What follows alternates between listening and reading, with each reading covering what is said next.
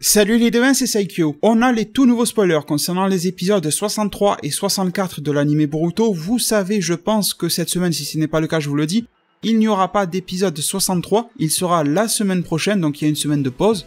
Et je pense que surtout, vraiment surtout, si vous êtes quelqu'un qui n'avait pas lu en fait le manga ou n'avait pas vu le film Boruto The Movie, vous devez vraiment vous demander ce qui va se passer après la fin de l'épisode 62, et en particulier concernant ce qui va arriver à Naruto.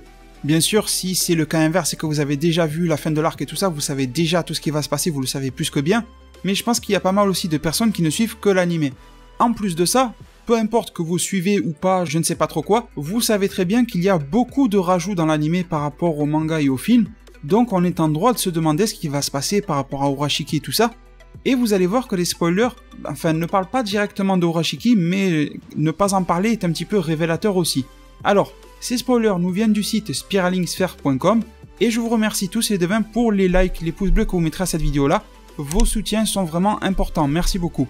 On nous dit épisode 63, la carte maîtresse de Sasuke. D'ailleurs, on a déjà vu la preview en fin d'épisode 62, mais ici on en apprend un petit peu plus. Naruto a disparu. Après avoir lutté avec tout son pouvoir pour protéger son peuple contre le clan Otsutsuki qui est apparu dans la dimension alternative, debout dans le village d'où vient le clan Otsutsuki, après avoir expérimenté la volonté de son père de protéger son peuple et sa propre impuissance, Boruto sent qu'il comprend parfaitement les mots de son père. On ouvre les guillemets, tu es inapte à être un ninja.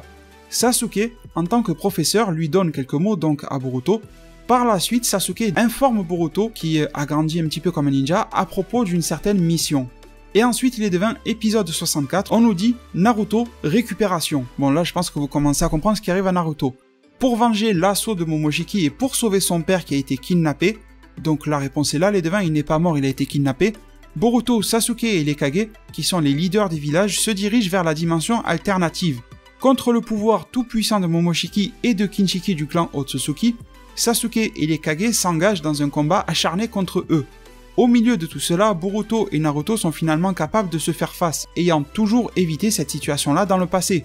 Cependant, Momoshiki déclare quelques mots mystérieux à ce duo père-fils.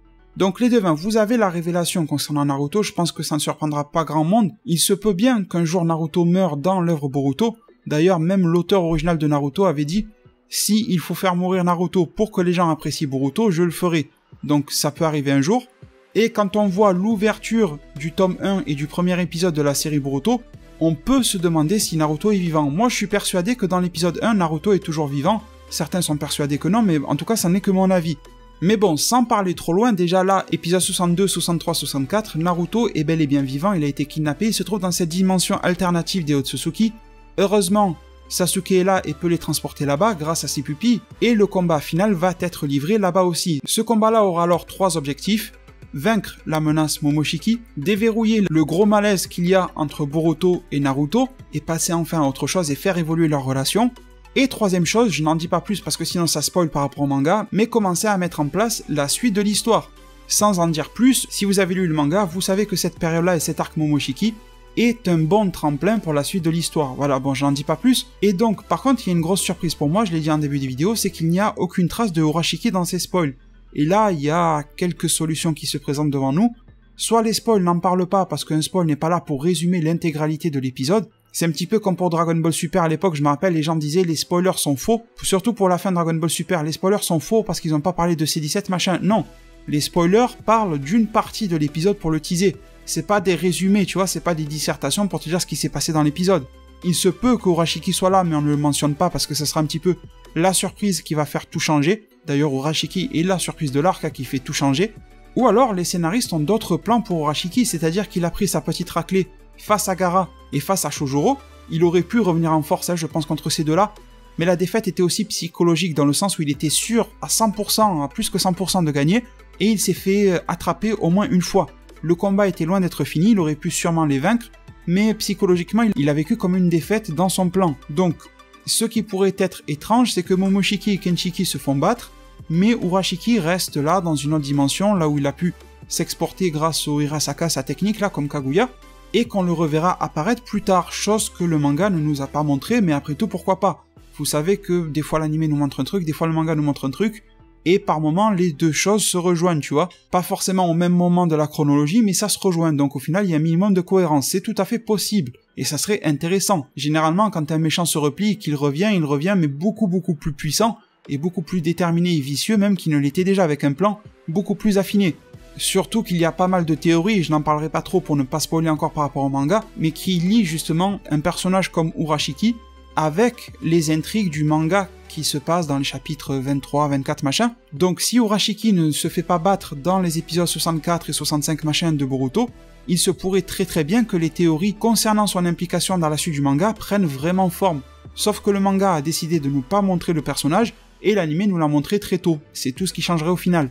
Surtout que là, si Urashiki choisit la carte du repli, déjà il va laisser lâchement ses deux compères se faire battre, mais on sait qu'il s'en fout un petit peu de eux. Mais surtout, il aura pas mal de choses à développer. Déjà, son Rinne Sharingan, on l'a vu que sur un œil, probablement qu'il peut le développer sur un deuxième. Et on a vu qu'il a pêché, vous vous rappelez, avec cette espèce de canne à pêche, pas mal de choses. Il a pêché quelque chose à l'intérieur de Gaara, et en plus de ça, épisode 62, Urashiki a pêché, c'est drôle de dire il a pêché, mais c'est le cas, dans Mitsuki, l'énergie justement du chakra du mode ermite. Cette énergie naturelle, etc. Et Urashiki a dit qu'il n'avait jamais vu une manière d'utiliser le chakra de ce type-là auparavant. Sachant que on sait très bien que l'énergie naturelle, au final, elle n'a pas vraiment de limite. C'est l'énergie de la nature. Donc, est-ce qu'on peut vraiment considérer que la nature a une limite dans son énergie? Oui et non, mais pas vraiment. Ou alors la limite est vraiment très loin. Et on sait surtout que qu'est-ce qui fait la réelle limite de l'énergie naturelle et du mode ermite? C'est tout simplement les limites de l'utilisateur. Naruto a beaucoup bataillé pour pouvoir le maîtriser, etc. Sinon il se transformait en crapaud et tout ça. Donc on voit qu'il a des risques justement à le maîtriser. Mais même une fois que Naruto maîtrise cette énergie-là, il peut pas l'augmenter de manière illimitée. C'est bizarre, je vous dis que l'énergie naturelle est illimitée ou presque, mais Naruto ne peut pas power-up de manière illimitée ou presque. C'est tout simplement parce que son corps ne peut pas suivre jusqu'à un certain niveau, il peut pas en accumuler plus que son corps ne peut en accumuler.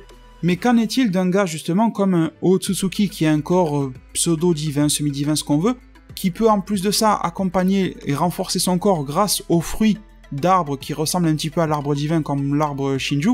Cet arbre n'existe pas pour le moment, mais on a vu que des arbres similaires existent dans je ne sais plus quel épisode précédemment.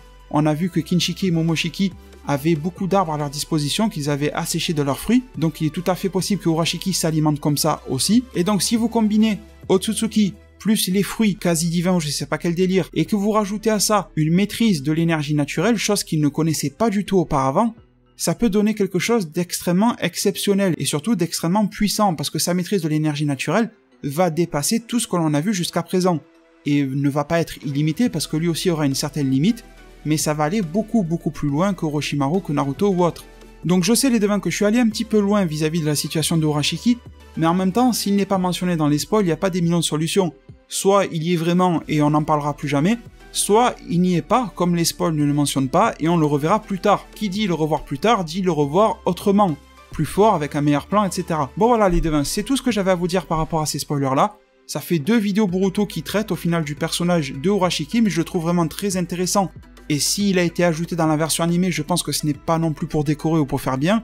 Dites-moi tout ce que vous pensez par rapport à tout ça en zone commentaire, est-ce que ça vous semble cohérent ou pas? Et surtout, dites-moi pourquoi. Merci énormément pour tous les pouces bleus et les fameux likes que vous apporterez à cette vidéo-là. Votre soutien m'est vital.